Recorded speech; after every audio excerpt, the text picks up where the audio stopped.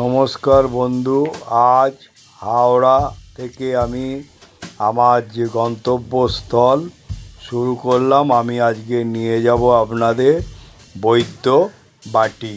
চলুন। Howrah Bandel local 9:10 local ছাড়ছে 9:15 1 নম্বর platform থেকে।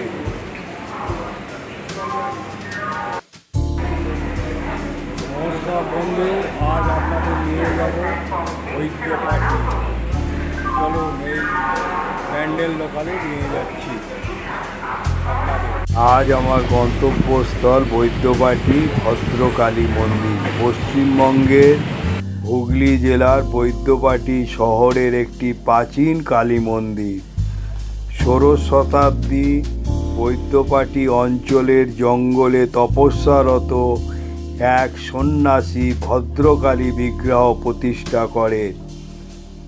1110 বঙ্গাব্দে শেওড়াফুলির জমিদার মনোহর রায় 8 চালা ভদ্রকালী মন্দির প্রতিষ্ঠা করেন। মন্দিরের গর্ভগৃহে পঞ্চমুণ্ডির আসনে কালো কষ্টি পাথরের 2 ফুট উচ্চ কালী বিগ্রহ অবস্থিত ও চতুর্ভুজা ও বিগ্রহের এক হাতে খড়গ, অপর হাতে নরমুণ্ড ও পদতলে শিব। বৈদ্যবাটি 10 নম্বর রেলগেটের পূব দিকে অবস্থিত ভদ্রকালী দেবী বিশেষ জাগ্রত বলে এলাকাবাসীর বিশ্বাস। এই দেবীর নাম অনুসারে পল্লীর এক অংশের নাম ভদ্রকালী। হলো বৈদ্যবাটি স্টেশন। আজ আমার গন্তব্যস্থল বৈদ্যবাটি। চলুন নিয়ে যাই। সকালে এসেছিলাম, সেই লোকাল চলে যাচ্ছে। নম্বর প্ল্যাটফর্মে আমাদের গাড়ি দিয়েছিল। আমি এবারে ওভারব্রিজ হয়ে 1 নম্বর হয়ে যাব। বৈদ্যবাটি স্টেশন ওভারব্রিজ দিয়ে দেব। এই আমি 1 নম্বর প্ল্যাটফর্ম দিয়ে বেরোচ্ছি পুরোটাই বাদিক হয়ে। অটোয় করে আমি ভদ্রকালী মন্দিরের উদ্দেশ্যে চললাম। চলুন আজকের আপনাদের ভদ্রকালী মন্দিরে নিয়ে যাই। এই অটো করে আমি ভদ্রকালী মন্দিরে এসে পৌঁছালাম। এই বৈদ্যবাটির নামের উল্লেখ পাওয়া যায় মন্দির নির্মাণকারী শেওড়াফুলির রাজা মনোহর রায়। সঠিকভাবে কবে নির্মাণ হয়েছে সে বিষয়ে বিশেষ কিছু জানাতে পারা যায় না। কোনো এক পুকুর খননকালে দেবী মায়ের মূর্তি পাওয়া যায়। এই মন্দিরের সামনের অংশে মা ভদ্রকালী, পিছনে মন্দিরে কৃষ্ণ রাধার মন্দির রয়েছে। এরই সাথে মন্দিরের 2 পাশে রয়েছে শিব মন্দির। অনেকের মতে ভদ্রকালী দেবী পঞ্চমুণ্ডির আসনের ওপর প্রতিষ্ঠিত। রাজা মনোহর রায় মন্দির নির্মাণ করে ভদ্রকালী মাকে প্রতিষ্ঠা করে তারকেশ্বরের শিব মন্দিরের মহন্ত হাতে পরিচালনার ভার তুলে দেন। সেই থেকে এই মন্দিরকে তারকেশ্বরের মন্দিরের অধীনে এই মন্দিরের পুজো মনোনীত হন তারকেশ্বর মন্দির থেকে। তারকেশ্বর মন্দিরের খাতায় এই কালী মন্দিরের বৈদ্যবাটির মঠ নামে উল্লেখ করা আছে। রাজা মনোহর লাল 1141 খ্রিস্টাব্দে 15ই জ্যৈষ্ঠ শেওড়াফুলির রাজবাড়িতে শ্রী শ্রী সর্বরা মঙ্গলা দেবীর প্রতিষ্ঠা করেন এবং সেই সাথে পিতামহ রাজা রাঘবেন্দ্র রায়ের স্মৃতি রক্ষার্থে বৈদ্যবাটি 10 নম্বর রেলগেটের পশ্চিম দিকে রাগেশ্বর শিব মন্দির স্থাপন করে। আমাদের এই বৈদ্যবাটি নেতাজি এসেছিল, পদ্মার ঘাটে ভাষণ দিয়েছিল, তবে তিনি মাটিপাড়ায় নৃপেনবাবুর বাড়িতে ছিলেন। এই হলো মন্দিরের প্রাঙ্গণ। দেখুন, এই ভদ্রকালী বাবা পঞ্চাননের মন্দির আছে এখানে। দেখুন, বাবা পঞ্চানন বিরাজ করছে এই মন্দিরে। এই হচ্ছে এখানে ধূপ মোমবাতি দেওয়ার ব্যবস্থা আছে, আর হচ্ছে বাবা পঞ্চানন বিরাজ করছে এই মন্দিরে। বাবা পঞ্চাননের ওপরে শিব ধ্যানস্থ অবস্থায়, পাশে নন্দী ওম। আর এইখানে আপনারা মনস্কামনা করবেন। এই মন্দিরে এলে বাবা পঞ্চাননকেও আপনারা পেয়ে যাবেন। পরে হচ্ছে ট্রেন লাইনের মধ্যিখানেই শেওড়াফুলি আর হচ্ছে বৈদ্যবাটি মধ্যিখানেই এই দেখুন ট্রেন যাচ্ছে। মধ্যিখানে এই ভদ্রকালী মন্দির এখানে গড়ে উঠেছে। ভদ্রকালীকে দর্শন করুন। দেখুন মন্দিরের বেদিতে মা ভদ্রকালী বসে আছে। এখানে এখানে 3টে ঘট বিশিষ্ট এই ভদ্রকালী।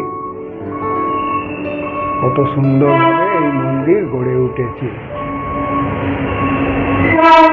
তো আছে দেখে নিন, যখন বলি প্রথা হয় তখন এখানে বসানো হয়, সেটাও আপনাদের দেখলাম। আর এই হলো এরিয়া নিয়ে হচ্ছে এই ট্রেন যাচ্ছে দেখুন শেওড়াফুলি আর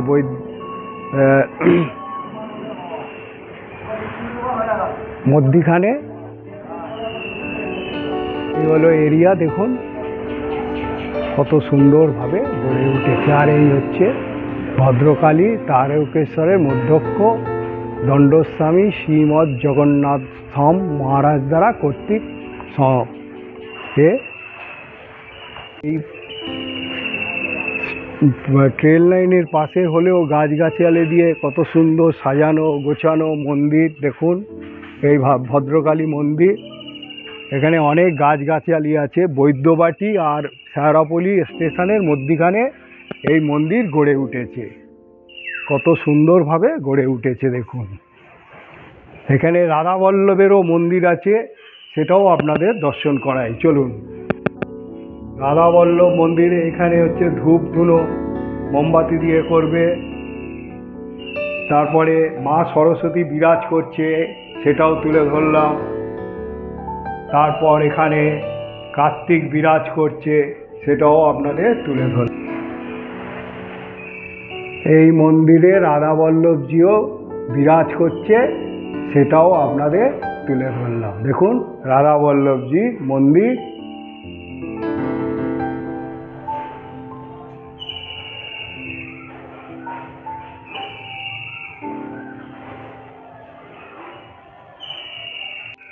এই মন্দিরে এলে আপনারা অনেক বিগ্রহ পেয়ে যাবেন। মানে ভদ্রকালী ছাড়াও আপনারা রাধাবল্লভজি মন্দির পেয়ে যাবেন।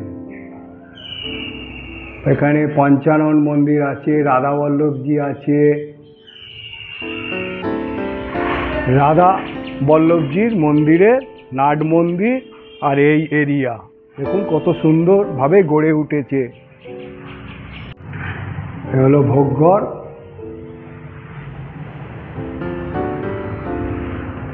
কত সুন্দর পরিষ্কার পরিচ্ছন্ন ভোগঘর। বাথরুমেরও ফেসিলিটি আছে। দেখুন স্টেশনের পাশে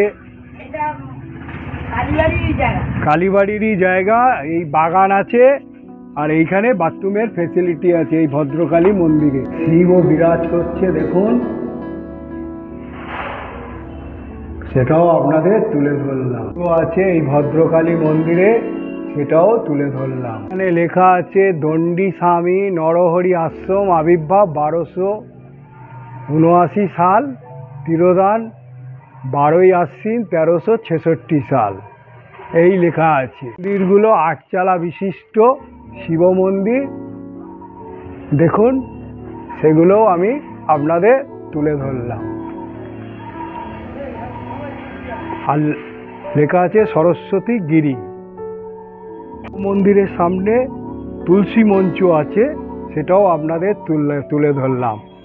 আর এখানে গাছগাছালি ভর্তি আছে, আর পাশেই ট্রেন যাচ্ছে। এর পাশ থেকে মানে শেওড়াফুলি আর বৈদ্যবাটির মধ্যিখানে এই ভদ্রকালী মন্দির। তোরা এখানে এসে মনস্কামনা করার জন্য মোমবাতি, ধূপ, ঘন্টাও ঝুলছে, কত সুন্দর দেখুন, সেটাও আপনাদের তুলে ধরলাম। আর এই ভদ্রকালী দেখুন, পণ্ডিত মশাই এখন সাজাচ্ছে মা কালীকে। তারপরে এই বিগ্রহে আরও দেবতা বিরাজ করছে, শালগ্রাম শিলা আছে, সব সাজিয়ে তুলেছে। পণ্ডিত মশাই পুজোতে বসবে, বাদ্যযন্ত্র হাতে। এইটা একটা চার্জার, সব ইলেকট্রনিক্স। এখানে দেখুন কত সাজানো গোছানো এই মন্দির, পরিষ্কার পরিচ্ছন্ন সব কিছু এই মন্দিরে পেয়ে যাবেন, এই ভদ্রকালী মন্দিরে।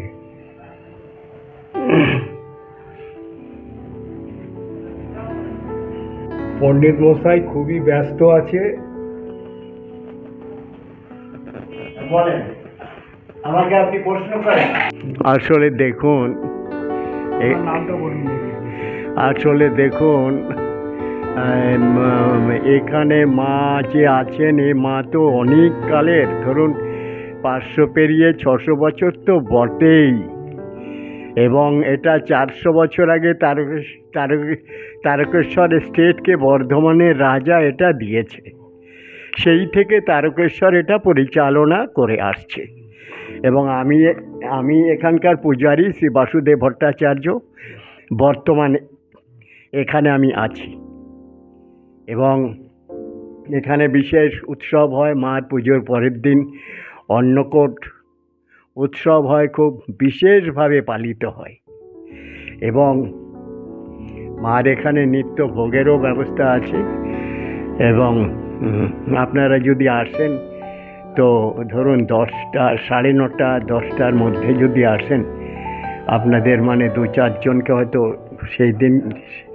সেই দিনের মতো হয়তো ভোগ দেওয়া সম্ভব হতে পারে। তা সেক্ষেত্রে আপনারা আপনাদের সময় মতো আসবেন এবং এখানে আসবেন, এখানে আসবেন, আপনাদের আমি মনে করি খুব ভালো লাগবে। কেননা আমার মতো 500 পেরিয়ে 600 বছর, মানে আমার মতো 60 জন এখানে পেরিয়ে গেছে, 60। তা সেক্ষেত্রে তার মধ্যে আমি একজন। তা সেক্ষেত্রে আপনারা এখানে আসুন সময় সুযোগ মতো, তারপরে আপনাদের সঙ্গে বিস্তারিত আলোচনা বা কথা কিছু হবে, কেমন? তাহলে রাখছি। ঠিক আছে, এই যে বললেন অনেক। আর যেটা দেখতে পাচ্ছেন, একটা হলো মা শীতলা বাঁদিকে, আর মাঝখানেরটা হচ্ছে কালীমা, মা কালী, আর মার ডান দিককারটা হচ্ছে মা চণ্ডী। মা চণ্ডী, এই 3টে ঘট এখানে প্রতিষ্ঠিত। আসুন। আসতে গেলে সবচেয়ে সহজ উপায় শেওড়াফুলি থেকে নেবে। আপনারা বলবেন 10 নম্বর রেল গেটে আমাদের নিয়ে চলো, 10 নম্বর রেলওয়ে গেট। এবার রেলওয়ে গেটটা পেরুলেই মার মন্দির এখানে প্রতিষ্ঠিত হয়ে আছে। আর এখানে কটা থেকে কটা খোলে এটা দরকার নেই, আপনি বলুন কটা থেকে কটা খোলে। ওই ভোর 5টার মধ্যে একবার মঙ্গল আরতি হয়ে যায়, তারপরে সেই থেকে মার সামনের দরজাটা খোলা থাকে। তারপরে এখানে ওই 6:30টার পরের থেকে পুজো পাঠ করা হয়। মানে হচ্ছে সকাল 6:30টার পর থেকে, 6:30টার পর থেকে, মানে পাবলিকের যারা সব পুজো টুজো দিতে আসে 6:30টার পর থেকে তাদের পুজো পাঠ করা হয় আপ টু 12:30টা পর্যন্ত খোলা থাকে। তারপরে মা বিশ্রামে যায়। হ্যাঁ, তারপরে মার সবাই ভোগ নিবেদন হয়, একটা 5 এরকম ভোগ নিবেদন হয়, একটা 5-10 এর মধ্যে ভোগ নিবেদন হয়। তারপরে এখানে মন্দির টন্দির বন্ধ হয়ে যায়, মা তখন বিশ্রামে যায়। তারপরে বৈকাল 4টের সময় আবার ওই বিকেল, এখনকার যা বেলা তাতে ওই বিকেল 5:30টার সময় খোলা। আচ্ছা, 5:30টায় খোলা হয়, 8টার সময় 5:30টায় খোলা হয়, 8:30টার সময় বন্ধ করে দেওয়া হয়। তাহলে আপনাকে ধন্যবাদ বলার জন্য অসংখ্য। আর হয়েছে, বিয়ে হওয়ার কথা ছিল না? আজকে আছে ঠাকুরমশাই। আজকে বিয়ে? ও বাহ। যার সঙ্গে বিয়ে হবে তার নাম কি? তার নাম হচ্ছে বিউটি ভট্টাচার্য। বিউটি, ভালো।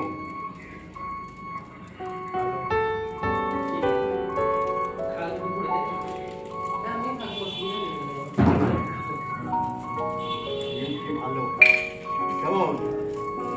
মাথায় রাখবেন। আচ্ছা, খুলে দেবো তখন দেবো। হ্যাঁ, তাকে মাকে মানত করতে পূর্ণ হয়েছে, সেই জন্য আপনারা এটাকে মায়ের কাছে নিবেদন করছে। এটা কি দিচ্ছেন আপনারা? জীব। এখন এক ভক্তবিন্দু এসছে, তাদের মানত পূরণ হয়েছে, মায়ের কাছে নিবেদন করছে। তার মানে এই মা কত জাগ্রত,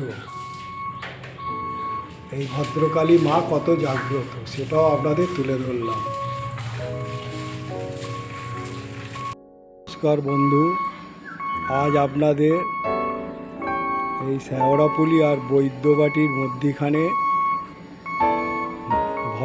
ভদ্রকালী দর্শন করালাম। আর এই মন্দিরে রাধাবল্লভ এবং দুটো শিবেরও মই আছে, বাবা পঞ্চাননও বিরাজ করছে। এখানে ভোগেরও ব্যবস্থা আছে, কিন্তু ভোগ নিতে গেলে এখানে 10টার মধ্যে আসতে হবে, পণ্ডিত মশাই বলে দিয়েছে। আর খুব সুন্দর পরিবেশে এই মন্দির, তাই আমি আশা করি এই ব্লগটা দেখার পর আপনারা এখানে আসবেন এবং খুব মনোরম পরিবেশে গড়ে উঠেছে এই মন্দির। আর একটা করে লাইক করবেন, আর যত শেয়ার করবেন লোকে জানতে পারবে যে পশ্চিমবঙ্গে কত মন্দির আছে, সেগুলো জানতে পারবে। আর এখনও যারা সাবস্ক্রাইব করেননি তারা সাবস্ক্রাইব করলে আইকন বোতামটা টিপে দেবেন, এবং আইকন বোতাম টিপে দিলে আমি যখনই কোনো ব্লগ বানাবো আপনারা পেয়ে যাবেন। তা আপনারা ভালো থাকুন, সুস্থ থাকুন। আমি একটা এই ভদ্রকালী মন্দিরে ব্লগ বানালাম, সুন্দর পরিবেশে এই ভদ্রকালী মন্দির গড়ে উঠেছে। আর এখানে যে যে বিগ্রহগুলো আছে সেগুলো আপনাদের তুলে ধরলাম, পুরো এরিয়াটাও দেখালাম। তা জয় মা ভদ্রকালী বলে আমি আমার গন্তব্যস্থলে চললাম। একটা বেলপাতা নিয়ে আয় তো।